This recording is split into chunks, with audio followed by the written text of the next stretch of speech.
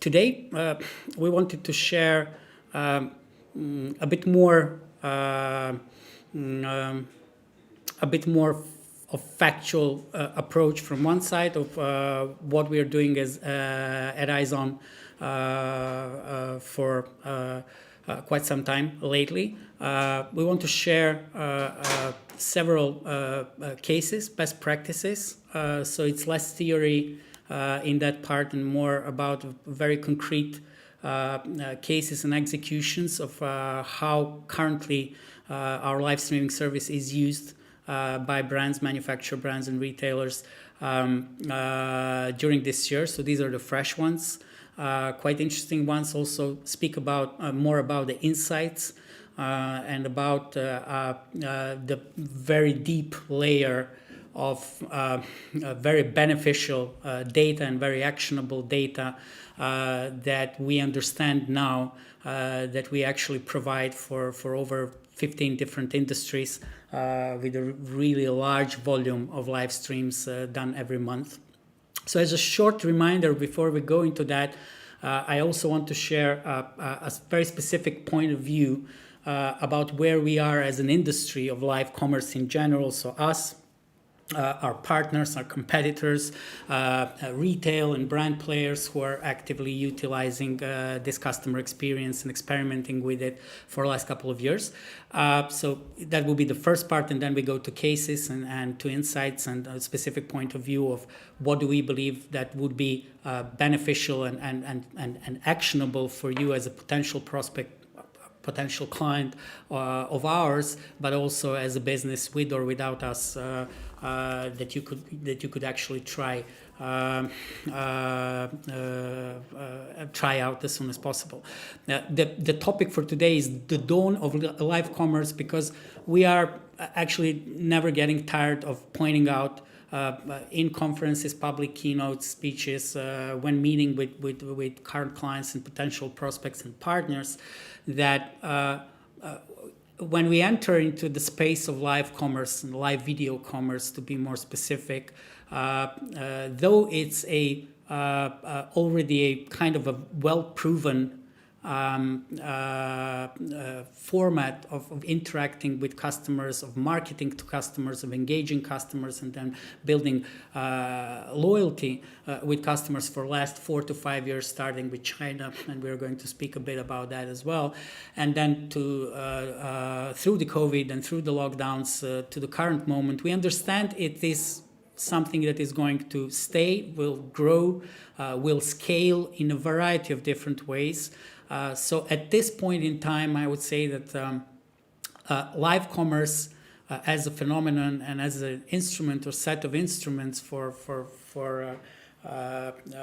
wide range of purposes for retailers and brands is at the stage where video ads were many decades ago, TV ads, and then going through the digital transition. So we're pretty much in the dawn of this phenomenon, as a marketing phenomenon, as the sales phenomenon, and we are pretty much at the stage where it is not quite clear: is live commerce more of an advertising, marketing instrument, sales instrument, or loyalty building instrument? It has a lot of applications, starting with marketing and then ending with clienteling and CRM. So we do not understand the scale of using these instruments in future, in the long run, and we don't understand fully the costs in the long run, especially tied to scaling this. We don't fully understand return on investment on it. So it's pretty much like video ads half a century ago. What we do understand that it is working in a variety of different ways. It can be useful in a variety of different ways, but we also understand that the key part of this technology is actually not the technology. It's the creativity in which we redesign customer experiences by using live video for commercial purposes. Like 50 years ago, we started using video, short movies and music clips basically for commercial purposes. So we understood it's powerful, we understood it's engaging, we understood it's really, really something that can transform how we communicate and how we promote and how we sell to our customers. But we were just on the very, very beginning. So we believe that this is the same case. To put it in a broader context, some of you, if there are some people who already listened to some of our previous keynotes or speeches or whatnot, know this, but again, we are not getting tired of emphasizing the seriousness of the situation and the context in which retail transformation or digital transformation of retail, and not just retail, but whole of the value chain and supply chain that we're going through. We call it business transformation or digital business transformation, but we often neglect the fact that in the field, in reality, while we are going through this process as businesses, manufacturer, brands, retailers from one side, then marketing players and marketing agencies and agents on the other side, and then digital giants and digital players on the third side, etc., that most of this process is not, I mean, we don't feel it as transformation. It is very, very tense. It is, in many ways, it's very drastic in a way that the shift, the change happens. And it's actually deforming a current paradigm and current infrastructure of business and our business model than it is actually transforming them. So we are going through this painful process of not as much as reassembling at this point that the supply chain and the value chain. How do we deliver? It's more that we are forced to decompose it first, a lot of these parts, and then reimagine them, and then digitalize them or digitize them, and then reassemble them in a completely new way. And the pace and the speed in which this happens, and in which we are forced to act in order not to lose competitive advantages or to gain competitive advantage, is really, really high. And dry facts are actually, it's kind of oversimplified picture, but and it's kind of a common truism. But if you think about it, it's we are basically speaking about transition from offline to online, from traditional commerce through omni-channel or 360-degree or multi-channel, or how it's now fancy to call it multiverse, retail multiverse, a completely different customer experience, completely different business models, completely different supply chain.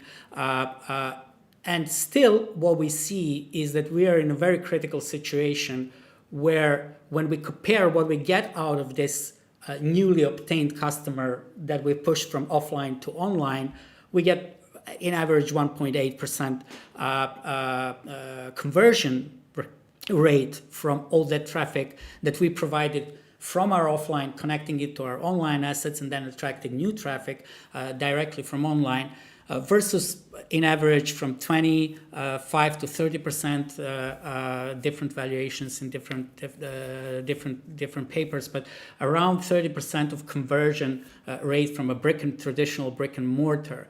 And if you think about it, whatever we do, there's a lot of revolutionary stuff going on across all of the touch points and in all of the parts of our business ecosystem.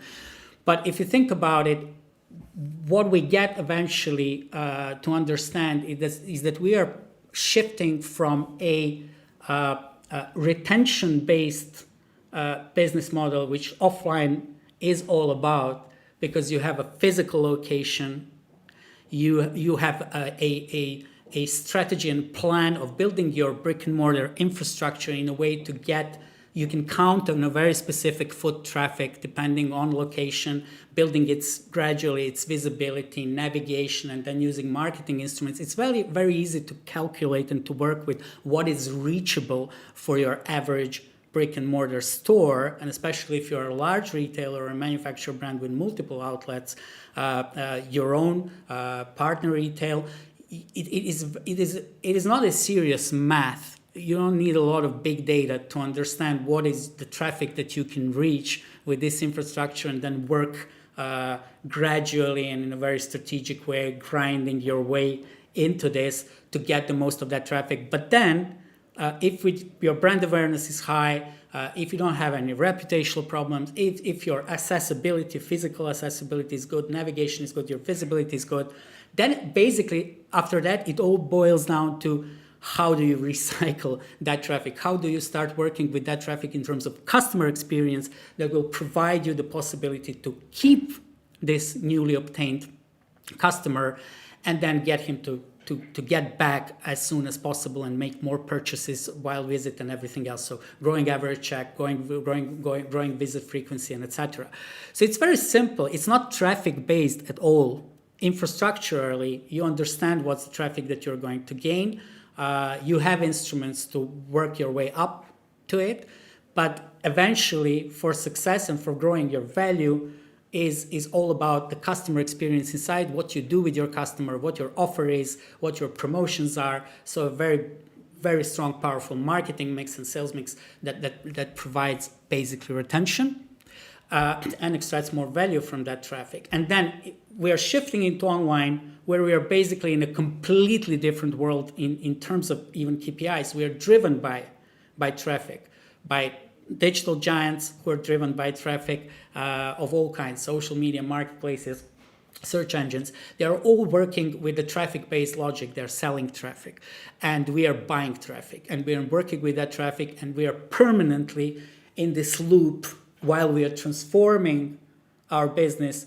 We are getting caught into this loop of producing and reproducing traffic, becoming a traffic-driven business rather than retention-driven business, or in a nutshell, customer experience-driven business, which is our unique selling proposition traditionally as a brick-and-mortar retail. It's about the experience that you provide overall with all your 4 Ps, right? And on top of that, the online traffic the battle for online traffic is never-ending. It is becoming increasingly expensive. There's a lot of questions about the quality of the newly obtained traffic. And on top of that, it is actually conversion rate is falling.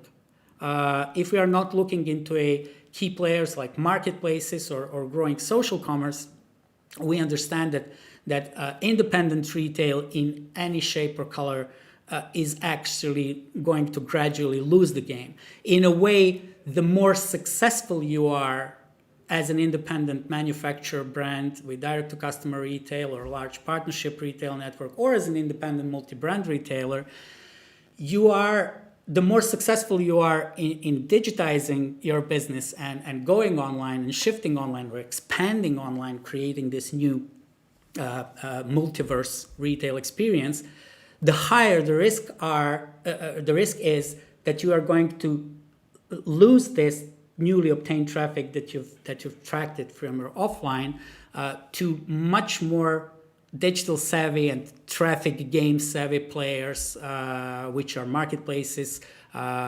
social media going into e-commerce and digital giants, which are all about search data and promotion, advertising. So in an essence, the starting point for understanding any type of new digitalized or electronic commerce for next couple of decades is understanding not the opportunity. There's a lot of opportunities that it provides, obviously, but understand what the true risk is. And the true risk is that while you are being digitalized, you are being uberized as a business. And why is that? Because all of the assets and the instruments that we are using this way or another, third-party, proprietary, offered in marketplaces and in social media, is not something that we exactly own in terms of long-term development.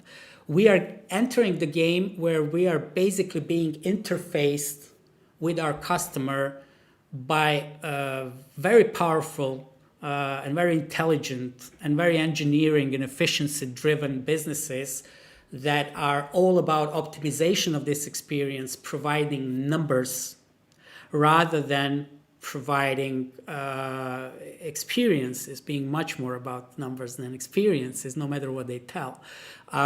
And in this game, you are somewhat of an Uber driver in the dawn of the Uber or Uberization businesses, starting with Uber, where it is absolutely a huge opportunity for you to enter this game of new online revolution for retail. But in the same time, we just fail to see all of the fundamental risks that go with that. The better we get at it, the higher they are.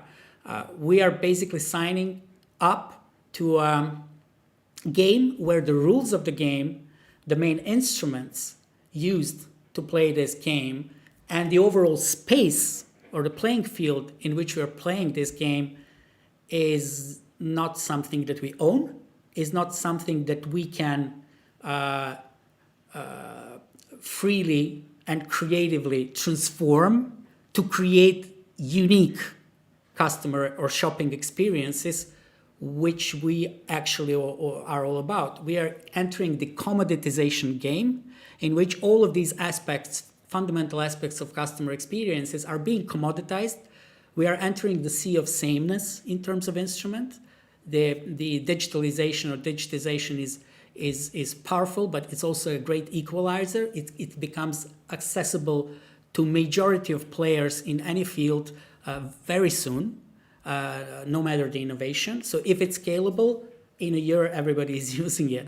So speaking about USP, and speaking about USP in terms of customer experience, which is what basically provides long-term sustainability of pushing your business online and not losing it, is out of our hands. And if you understand also, and everybody understands it, I understand I'm saying things that are obvious, but I think that we are not assigning enough drama to them. We are not seeing them as big enough problems, which they are, challenges, is that we are working in this triangle of marketplace model that are increasingly converging with social media.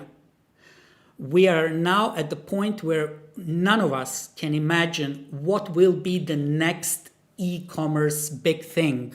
We are in a dual universe of social media turning into marketplaces by adding commercial experience or customer experience, shopper experience to them, so turning themselves into shops, capitalizing on social engagement, not just for advertising purposes, promotion purposes, brand marketing purposes, but also to directly integrate within themselves the function of sales and after sales services. And in the same time, we see marketplaces, and in China, this is very obvious trend, that marketplaces are turning themselves, morphing into social media. So adding social instruments, rich content, started with rich content and interesting new stuff in AR and live commerce, and then expanding it into a number of different, very, very social media, traditionally seen instruments like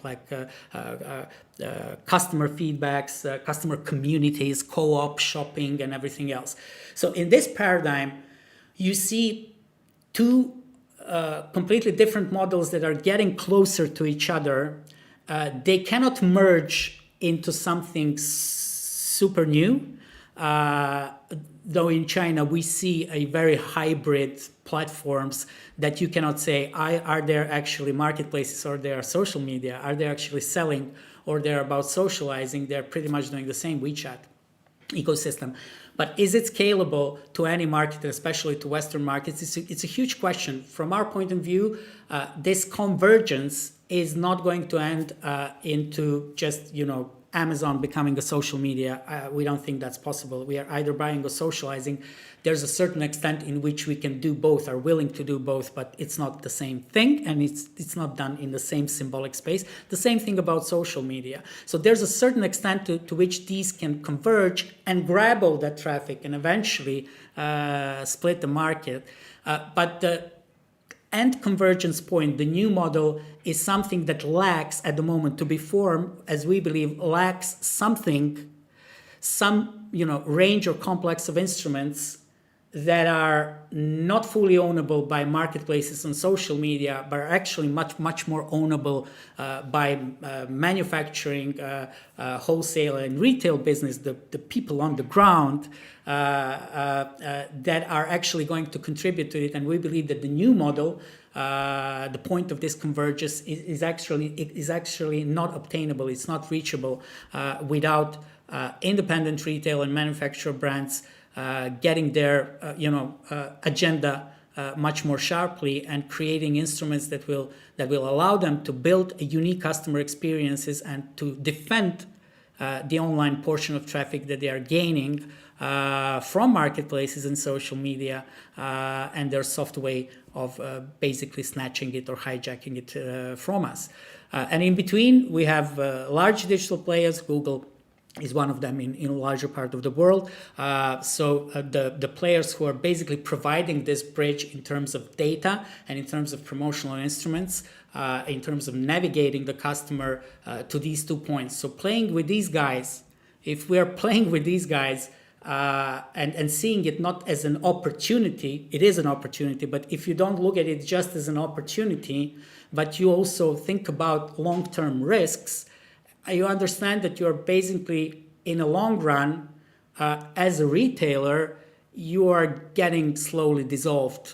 You're being uberized. You become the provider of specific part of customer experience, transactional part of customer experience, while everything else will gradually, the main business is actually going to happen in one of these 2 platforms or both, or in a third future one. So it's a very tough spot, and we propose everybody, when we're speaking about live commerce, and not just live commerce, but mostly live commerce, to look at it not as an interesting marketing or engagement or sales instrument, but to try to look at it and appreciate it from the point of view that this is something that happens live. This is something that happens fully in an environment that you fully control as a brand and as a retailer. So you can be more or less creative about it, you can be more or less aggressive with it, but whatever you do, it is fully ownable in long-term part of customer experience that cannot be provided with digital-only players. So if we look into these polarization between marketplaces and social media and just look into these numbers, I mean, I won't go through in detail, it makes no sense to get lost in that. I think the point is obvious, is that the more we are getting into this game, from one side we are stimulated because we open new markets in terms of geography, we open new markets through these 2 formats, new audiences, new customers. But when we look into the cost and we look into the return on investment, and if you just project it for a bit longer period of time, like a decade, and understand all of the factors involved and the level of control that you have or you don't have, you understand that these negative points, negative experiences that are on the chart here are just going to get worse.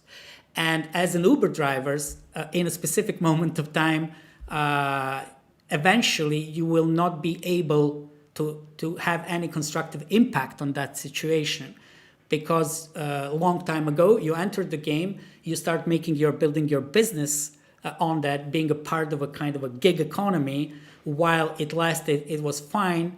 Once you understood what this economy is about, you understand that you're basically just a provider in a wider supply and value chain, which is driven fully, not just by you, but not by manufacturers, wholesalers, or retailers. It is driven and fully controlled business that is basically fully controlled by these new digital players. And this is something that might make sense.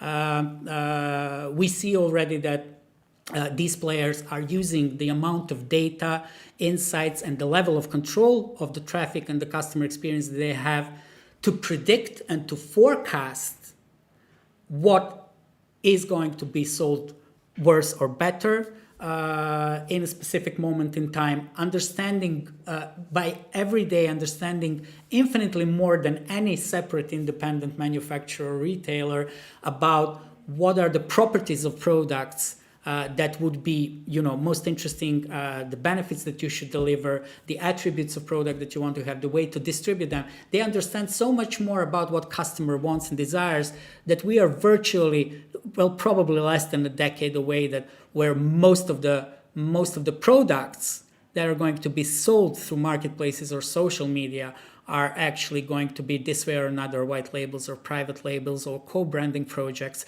with current manufacturer brands and retailers. If you just think about it, this is something very natural because that's where the data is, that's where the analytical potential is, and that's where the automatization or automation kicks in, along with the artificial intelligence and big data. These three provide basically kind of a new ground for something that in some part of the world, people remember as planned economy.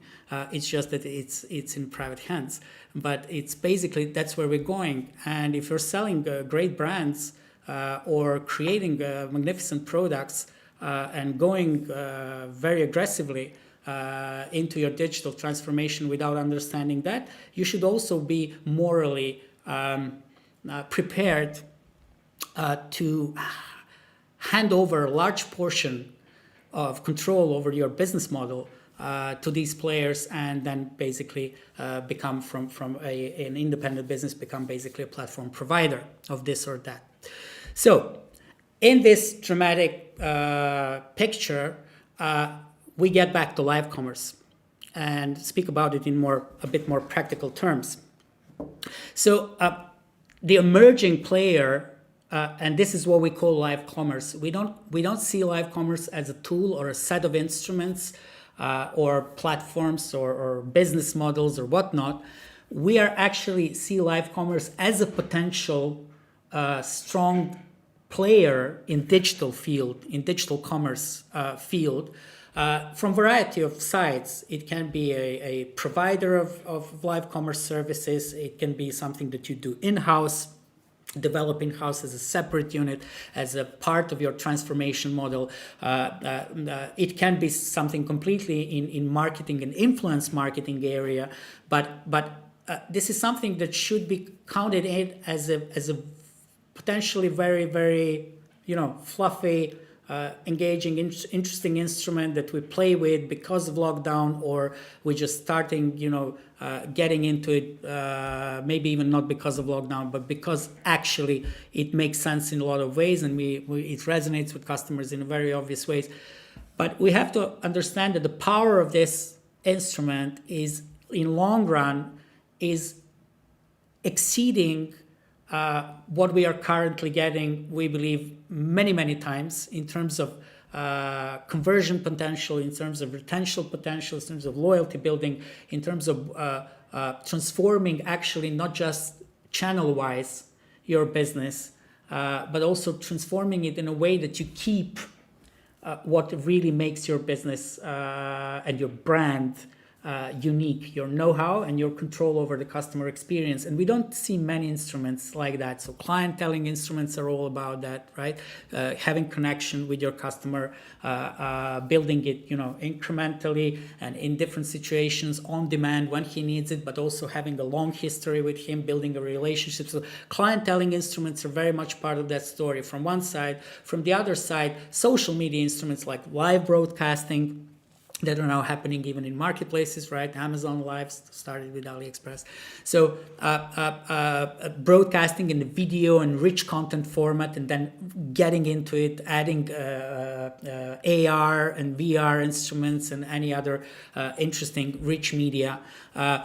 So between the clienteling solutions and from one side, and social media rich content solutions from the other side, there's this notion of live commerce, which is not yet another instrument. This is something that actually is a point of convergence of rich live media content and live, very, very down to earth and very everyday and routine dialogue with your customer. So these two are merging into each other, into basically what we now call live commerce. So we don't think that live commerce is about influencers videos or Amazon Live shopping sessions. This type of live commercial broadcasting is something that most of us probably even remember in their lifetime. This is something that was happening in 80s and 90s in cable TV. It's not really something new.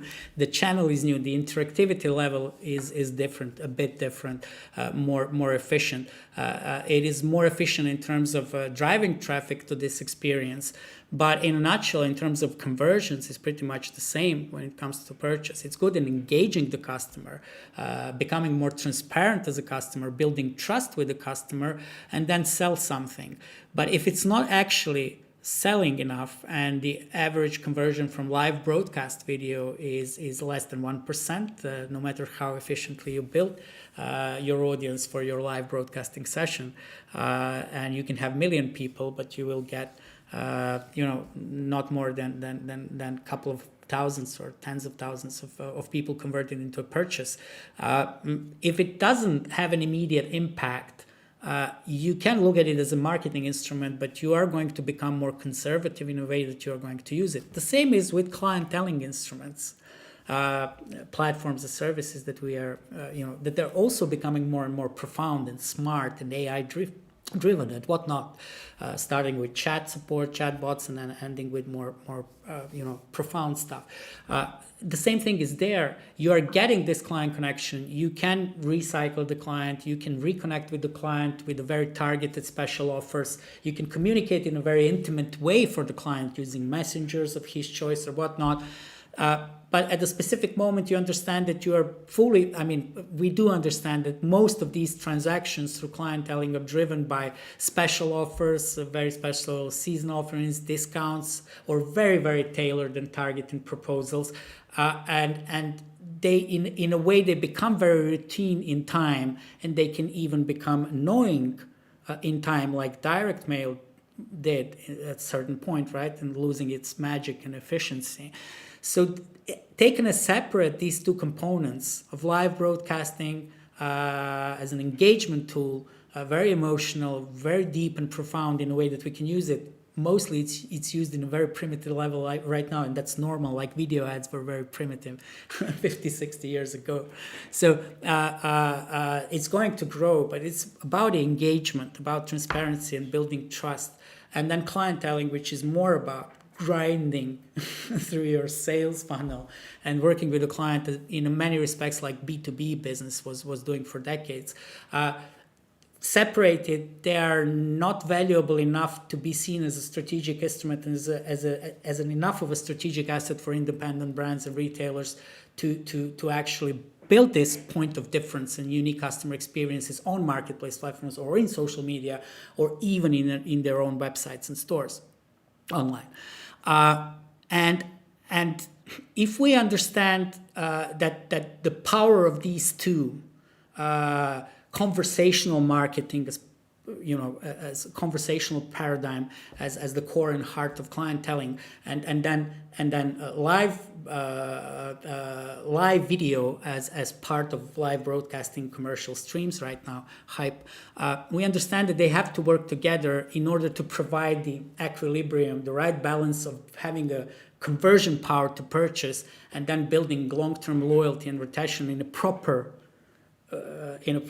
mix for it to make sense to push a lot of money into it and get an immediate results, which is all we're always striving to do, right? When we understand that there is a kind of a, from customer experience point of view, there is this point where they converge into each other, and the question is what exactly is that point? And when we look into online marketplaces or social media platforms, we see a lot of influencers and nice studios, a lot of interesting products, presentations that can be as long as 6 hours with an average time span spent of the audience of like under 2 minutes. Or under 3 minutes, where within 3 minutes you have to basically do your pitch, try selling your product, and at the same time be very engaging and very emotional and very human, because you're at wide open when you're doing live broadcast. You're being scrutinized as a brand as well as a company, on so many levels, like with the video ad many years ago. So and you have to sell. I mean, you have to justify the investment, and investments are growing with live broadcasts. They're growing exponentially. You need better setup, higher production value. You need higher media budgets if you want to streamline these live video shops and do them, dozens per month. You have media costs as well, and then you have risks as well, because you're using influencers, celebrities, and their cost is growing as well, and their reliability is falling because they're becoming kind of a very needed market good for other players. So pretty much the same story that happened a couple of times in marketing industry for the last century is just going on the same here. So we cannot learn a lot about this new customer experience looking into marketplaces and social media, how they use live commerce at this moment. They're using it and proposing you tools that are easy for them to host and that are actually, pushing back to you all of the other questions about feasibility, economy, of all that thing, and eventually your KPIs. It's your problem and your agency's problems. Influencer streaming as well. We can learn a lot about how it should be done from influencer video marketing. We understand how it should be done in a more human, more interesting, more engaging way. But it has also a lot of problems of understanding what is the conversion power actually of this instrument. Even the accountability, understanding of what's the sales effect from social media streams. It's really pain in the back in many respects, and then this affects your relationship to influencers and understanding of their value and everything else. Live auctions, live events. We don't think that we can learn a lot of understanding what this new format is, and we didn't feel that way a couple of years ago when we've launched eyezon, but we were certain that there's one important thing that misses from this formula of new live commerce being a locomotive, or at least one of the locomotives for independent retailers and brands to enter e-commerce game or online customer experience game as equals, not as clients and then employees of marketplaces and social media. And we believe that this is the offline infrastructure, first of all, and not buildings and not shopping spaces only. That's obvious, yes. You can turn them into showrooms, you can make dark showrooms, and you can do live streams for it, but you don't need 100 shops for that, right? Or do you? So when we speak about brick and mortar infrastructure, we first of all speak about the owning this experience, understanding how it's done, understanding how the products should be shown, how the products are navigated through, how the space is navigated through physically and symbolically, understanding what type of guidance customer needs from point A to point B, not just in physical space, but in symbolic space, understanding what his priorities are, having people, which is the largest asset of brick and mortar retail, is people, is shop assistants, salespeople, warehouse workers. Anybody within this ecosystem knows so much more than a marketing person that works on your Amazon range. And it's so situational, a huge amount of insights that are generated daily, and data, obviously, that can be utilized in a very unique way of creating digital spaces online that are faithfully in high fidelity as much as possible, creating a completely new digital commodity experience where everything should be maximally affordable, top accessible, very effortless and abundant. That means commoditizing yourself, your brand, your product, making it ever cheaper, ever more accessible, ever more effortless, and with in least amount of steps. That means that you are basically you're doing everything not to create a unique customer experience in the long run, right? But using this brick and mortar expertise, knowledge, assets, people, data, and understanding to go through this transition and create much more rich, multi-level, multifaceted customer experience space in online that is fully independent from a platform where you're putting it on Amazon, you're putting it on your website, you're putting it on Instagram, wherever you're using, it's yours. It's fully engineered by you, created by you, driven by you, by your brand and by your vision of who your customer is and what exact type of experience you want to create to be unique. And that's how we came to a very simple formula. Live video shopping is very clear description of what we are talking about today and talking about a lot in the last couple of years. So live is the most social type of interaction, which is not part of algorithm, right? Everything is algorithm. How we as customers behave online is very algorithmic. We are already bought into this. We are even not being, we are not really feeling discomfortable about being treated as human traffic that we actually are right now. Right? We're being bought and sold between different types of digital players and retailers as merchandise, and we're kind of okay with that as customers. Yeah, that's how the market works. Even if it's like that, when you go into the live moment, through all of these patterns and algorithms that most of customers already see through, they understand what's the game.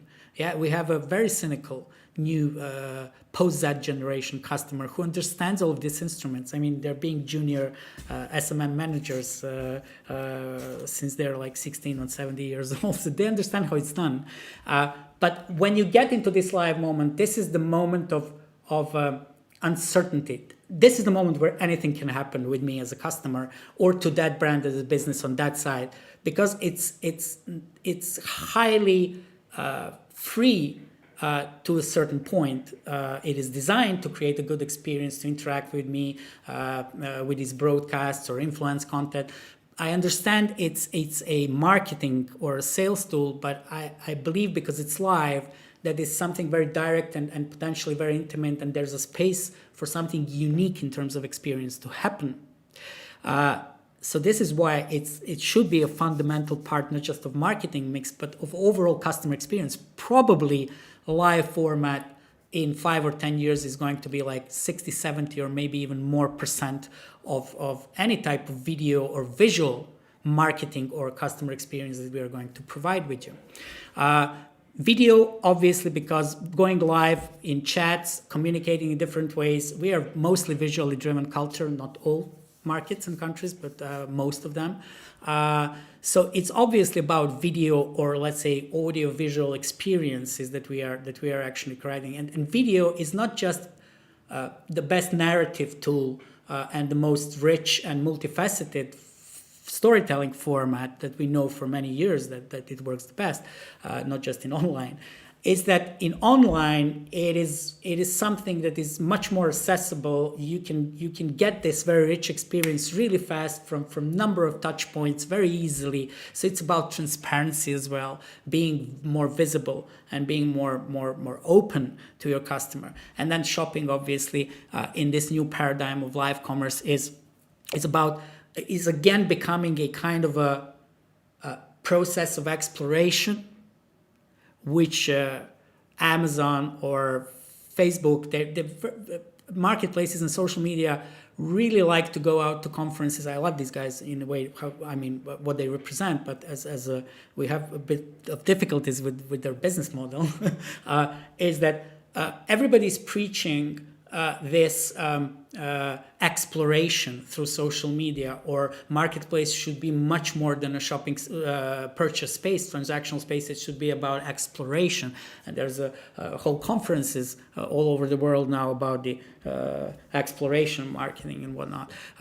For a person coming from strategic marketing with 20-something years of experience, I think it's just a different term from the very same things. We know what customer journey is, and it's reshaping and it's changing and it's becoming very different. But actually, exploration or whatnot, it's about fun. It should be a fun experience. If the transaction, the purchase of something is absolutely easy, instant on demand, I can choose from abundant number, endless shelf, abundant number of choices, relevant choices, so abundance. And then it's very accessible and it's very seamless. It actually loses value. I mean, the emotional value from that kind of purchase is that I obtained it. We have a joy of obtaining something that we wanted. but there's so much more that we've lost because there was no gradual acquaintance with the product. There was no different kinds of storytelling from different sides. There was no research done. And this is where the new online digital paradigm is leading us, is being fast, being abundant, being very accessible, seamless, and providing an abundant number of abundant quantity of data and information about the products and opinions about the products. But actually, people are less and less using them. And when they are actually using them, I don't have a figure here, but I will share it sometime in the future. We should probably have a separate cast on that. Is that the more information and rich information across social media, your websites, marketplaces you provide about the product, those who tend to explore, they tend to satisfy their need for the product in many cases through this exploration and through this rich information and this rich content, to the point that they don't buy the product eventually.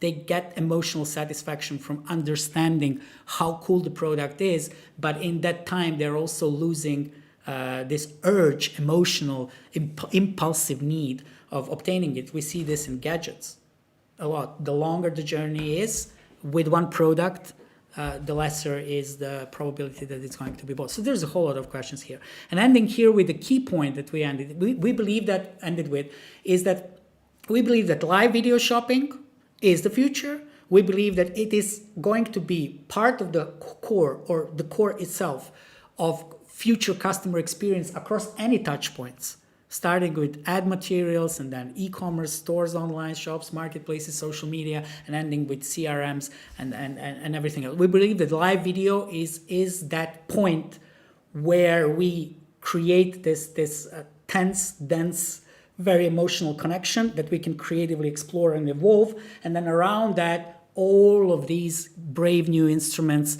that are based on big data, artificial intelligence, and automation. So on-demand is the key ingredient that we believe is lacking. Is that whatever we provide right now in live video shopping or in rich content solution, any type of information or engagement instrument or product, it is the experience and the interaction that we as brands, retailers, marketers initiate this way or another. We are working within on-demand economy where core content and customer experience instruments are actually not really on demand. I mean, they're ready-made on the page. You have widget for this, widget for that, you have cool description, you have a nice video, and then 100,000 of the same pages of that, okay? So we don't have this on-demand approach to how we deliver information, engagement, entertainment, or edutainment to our customer, or even advertising. We believe that even advertising should be it sounds ridiculous, but should also shift more to the on-demand model. So eyezon, based on this on-demand at the heart of live video shopping, is basically the same live video that you see and imagine across all of these different instruments and platforms, but which is focused on creating a very specific and very efficient customer experience, which is being live, but being much more personal. So not about broadcasting, it's one-on-one or one-to-few connection between the customer and the brand, the product, facilitated by the shop assistants, promoters, even warehouse workers in specific categories. We have also that. So facilitated by a business person, a sales agent in the broadest sense of the word. It's the intimate connection between a customer or a group of related customers to a product on their demand in a snap within a couple of minutes or within the time frame that they want to get this experience. And all this leading basically to creating as high fidelity as possible emulation of entering from product page or the advertising banner or the video on YouTube or your direct mail letter, from all of these touch points, getting into this physical experience of the product and interacting with the product and making the purchase as you would do in brick and mortar in a matter of minutes with a minimum number of clicks, chats, or whatnots. So basically, I forgot to play the video. I like too much listening to myself, sorry. So basically what you get, this is a typical example on the product page. So there's a widget, it's integrated in the product page. It's not just a bubble of how may I help you. It's integrated with a specific product, and it allows customer, when he is interested in the product, to press it. It says see live, and then within the minutes, either get a direct translation from one of the hundreds of shop assistants across dozens of stores in different time zones. Sometimes they're in different countries as well. We have these cases as well. Be connected, get the information and visualization or product demonstration that he wants, ask additional questions while being in pants on his couch. He's not visible. And making his decision and adding it to cart within the video session and going to checkout, all within a couple of minutes. The average session time that we have right now in over 400,000 or 500,000 sessions per month in Eastern Europe is 2.5 minutes, under 2.5 minutes. So it's even shorter than you would typically work with a just browsing type of customer in your brick and mortar store. You would have to spend a bit more time with him to close the deal. So in terms of conversion power, we get average from this type of experience, no matter the touch point. So it can be a product page, it can be a part of add to cart, it can be direct mail, it can even be, as I said, in ad, banner ad, context ad, native placement in the article on any site. By clicking on it, getting into the store, getting your product visualization, and making the purchase in the most impulsive, seamless way possible. And this is what we strive to do, right? That's the art of selling. Create the impulse if it's not there, or use the impulse moment if it's there, and then seamlessly transit it directly to purchase, no matter what the touch point is. So this is what we do very, very successfully. We have an average conversion of 24%, which actually means that each fourth video converts to purchase, and this works across 15 different, now it's more, 16 probably, different industries, starting with apparel, jewelry, sportswear, sports inventory, and then DIY, furniture, and then now we are going through, obviously, home appliances and electronics and gadgets, which is a large portion of our current business clients, of our current clients, and then ending with real estate and cars and everybody else. Of course, conversions there are smaller, but if we are speaking about the conversion power, it is always on par or higher from video, this type of video session to purchase than it's typically in the physical shop space. And now I would like to share 3 cases briefly with you, because we believe that it's very actionable, and it's something that you can provide you with at least a sense of what does it mean to just start working with this. It's not a big commitment. For example, with the body shop in Russia and CIS, which is a pilot market for body shop, we've started solving a very simple issue. There was a hypothesis that when they go online, no matter how they present the product, what type of content and information they provide, eventually there's something to this category, and specifically when speaking about nourishment, is about the texture, the looks and feels of the product itself when it's applied to the skin, being used or unpacked, or if it's a very fun and interesting packaging and usage mechanics. So this is a thing that really sells the most and converts the most, and this is something that you either provide an endless number of videos or photos that demonstrate this or play with this, or you just try and demonstrate it to your customer the same way you would do it in the store. Because this is exactly what they know it sells in the store. And the solution was, let's just try and integrate in a small scale on flagship lineups, so not on all of the products, and let's see, do we get a similar effect online while we're doing that. And Body Shop basically connected C Live, put the C Live widget on a significant part of the range. We've just placed a very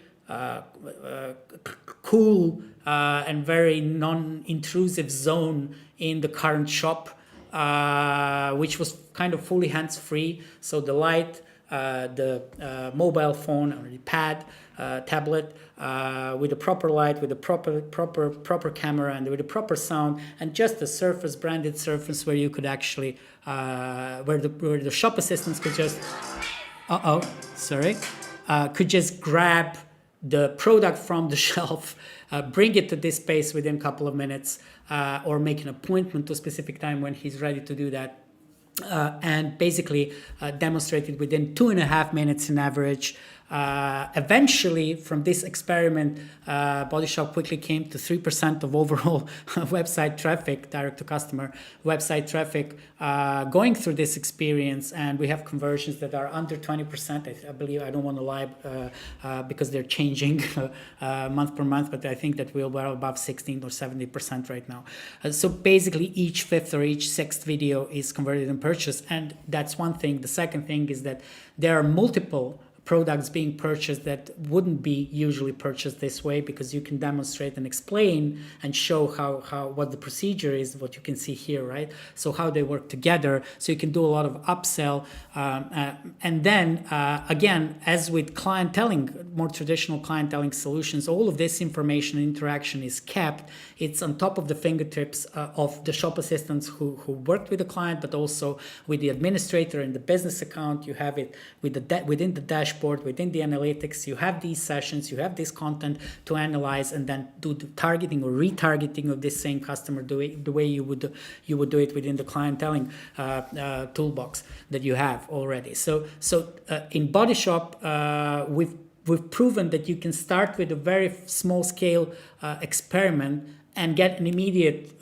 positive return on investment result, and then gradually just penetrate into your range and gradually add more people to it, and you can gradually add more stores to it, because fortunately you have them.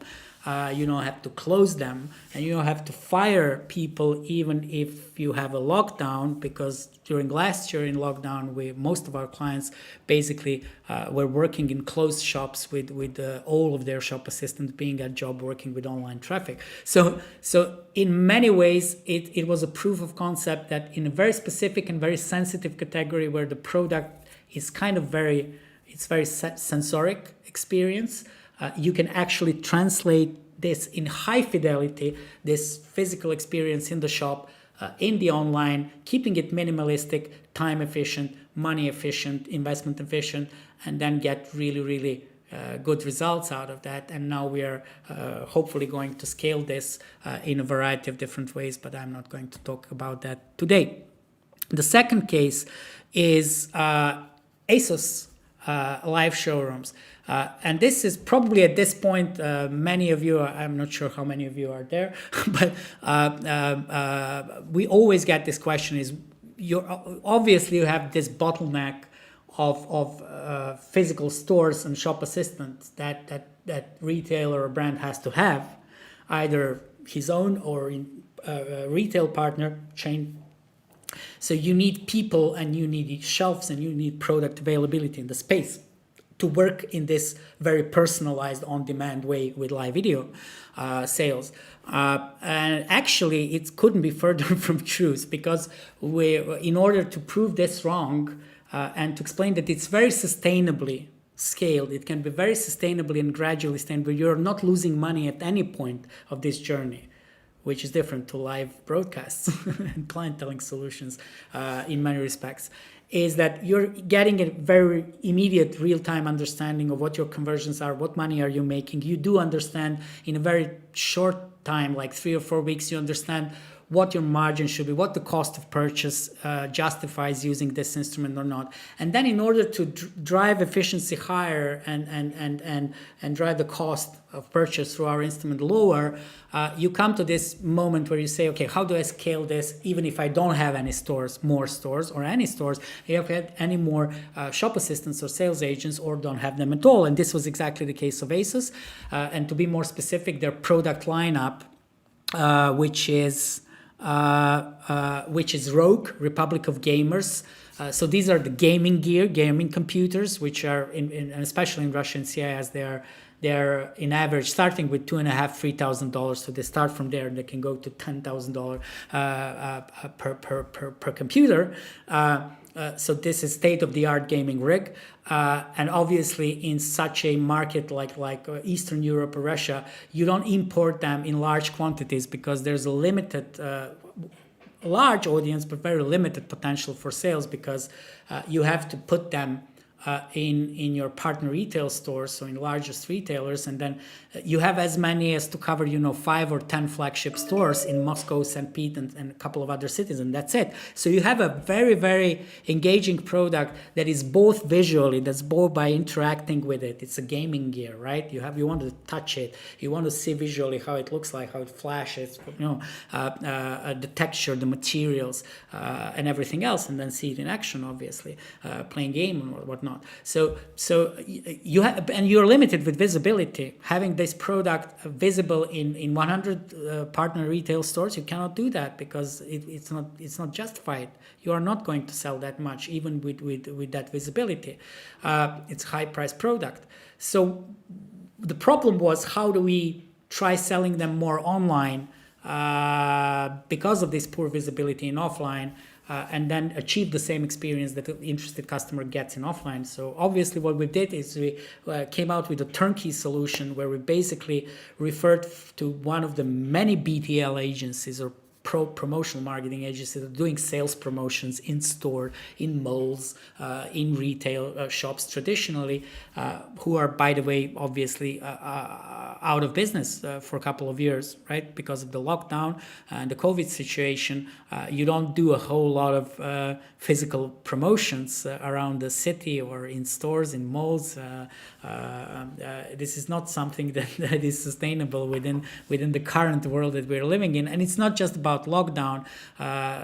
Promo tools also shifted to digital samplings, which is much more efficient to be done through marketplaces, right, or through influencers. So from one side, they lost this huge portion of building live physical brand presence and product presence and connection with the customer in the stores.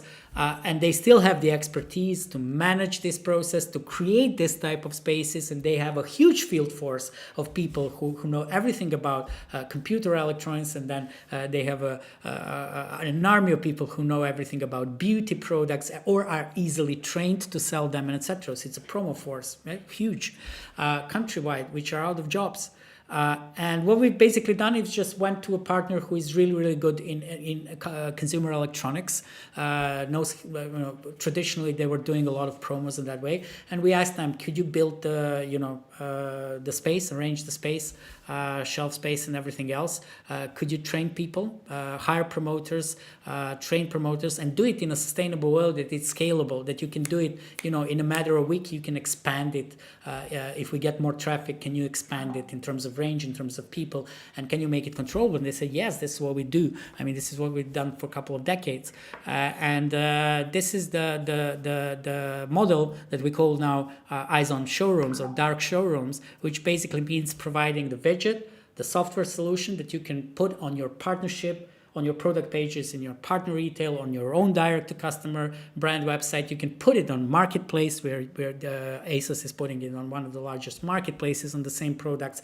So you get tens of times more of motivated traffic from your product pages to the point which is basically a traditional promo point. It's just not in the mall or in a retail shop, but it can be in a very cheap and very affordable place wherever you want it. Asus has one in their own offices. In Moscow, they didn't have the showroom or the store, but they put it in their offices. So basically, we are providing over 10% of add to cart for the product that's over $3,000 in average, and doing more and more streams, doubling the number of streams each month.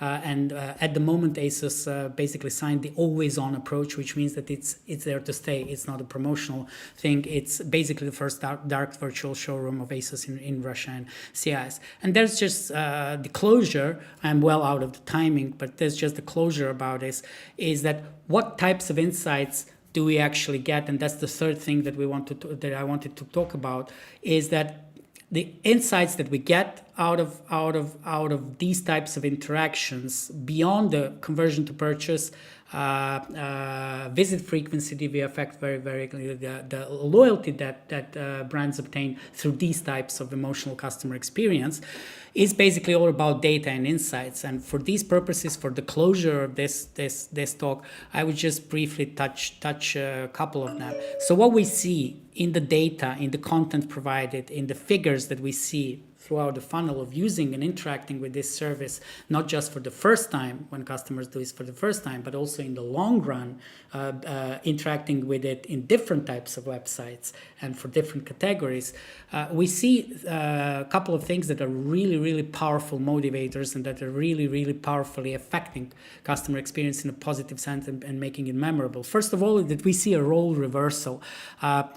Shoppers were using offline shops to additionally scrutinize the product, to check it out, to touch it, to ask questions, to do a demonstration, and then go online and buy it. So now we see that we are shortening the amount of time that customer makes, that it takes for customer to make a purchase, while we are not commoditizing this experience, it's making it just quick and easy.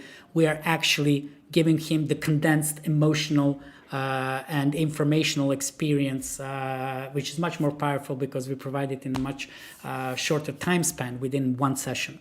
The second thing is basically what you have not just a purchase tool, a sales tool. We have a number of clients now expanding into an after-sales services. So one and the same product page where you bought the product can be the same hub for the customer to refer about this product, not through support channels, chatbots or whatnot, mails or SMS, message services or messengers. The most natural way for him is to go where he actually bought the product. This is where the product is presented on the marketplace or an online shop, and then have the option to ask any additional inquiries and have any additional inquiries about using this product. For example, buying DIY materials or buying a complex cosmetics, nourishment cosmetics, or decorated cosmetics. You have a lot of questions. And for these types of businesses, this is the crucial part of building the long-term presence in the market and point of difference. So basically, you have one window for both selling, engaging, selling, and then servicing your customer in the most natural way possible in on-demand live. And the shop assistant becomes your most valuable influencer. This is something that we already see in interactions and in dialogues between the customers and the shop assistants in the stores. We see actually that at that moment, there's a very high emotional connection and a very high authority even of average shop assistant in the eyes of the customer, just because it's very intimate, it's very personal. So he's getting all of the attention finally from the business he interacts with. So he tends to see this person not just as a person who sells something to him, but as a person who ideally understands and knows a lot about it. Even if they don't, they're ready to believe them much more than they would believe to micro or nano influencer or superstar at that moment. And also they're interacting with them in a way that creates a kind of a demand for more long-term relationship. And the purchase opinion leaders, this is what your shop assistants are becoming, and your business is all about. So basically, closing, what actually is happening when you start using eyezon. First of all, what should be commoditized, speaking about commoditization of customer experience as a problem, is your experience in using digital instruments to go through your digital transformation. So what we've done, we've created a out-of-the-box solution, fully customizable, without the need of any new additional coding from our side or your side. You're having a cloud solution that allows you to design these experiences in a number of ways with a lot of instruments, the way you want it, and technical-wise, you can do it within 1 or 2 working days. The only complexity about starting this and trying this approach with eyezon is basically providing a minimum necessary infrastructure either by yourself, so it means the sales force and the space, or briefing us to create it for you, and we know how to do that very well. And then trying it, getting your first numbers and figures in a very limited piloting, and then learn from there. And then we have a very complex process of gradually grinding up to get your figures higher and higher. And all in all, this stuff can be kickstarted, tested, and done in matter of weeks, and with the very complicated and very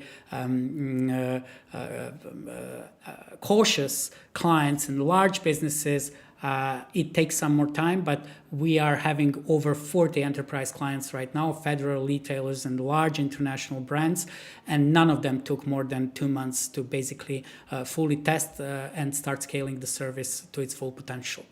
So it took a bit more time, significantly bit more time to go through the story, but eventually I hope that you've got some more information and some more fresh view on not just what eyezon is, but what we see as the opportunity in live commerce. Where's the place of live commerce in your business and marketing model going through a digital transformation? And I would be really glad if the main point of this is that from this understanding to starting actually creating this customer experience today and right now, it's a very simple process with eyezon, and probably only with eyezon at this point.